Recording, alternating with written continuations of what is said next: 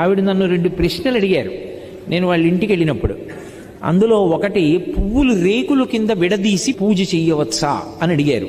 మంచి ప్రశ్న, అందుకు నేను ప్రస్తావిస్తున్నాను. బాగా జ్ఞాపకం పెట్టుకోండి, పువ్వు అంటే లక్ష్మి, పువ్వు అంటే జ్ఞానం, సరస్వతి. పువ్వు అంత కోమలమైనది, పువ్వంత పరిమళంతో కూడుకున్నది, పువ్వంత మంగళప్రదమైన వస్తువు లోకంలో లేదు. అందులో ఎర్రటి పువ్వు కానీ నేల మీద పడి ఉందనుకోండి, ఎవరైనా సరే దాన్ని తీసేయాలి ముందు, అది కింద ఉండకూడదు. ఎందుకో తెలుసా?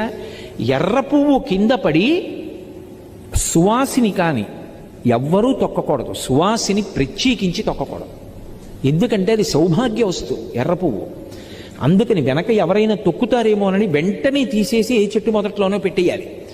అంత పరమ పవిత్రమైనటువంటి పువ్వులు పూజ చేయడానికి నీ దగ్గర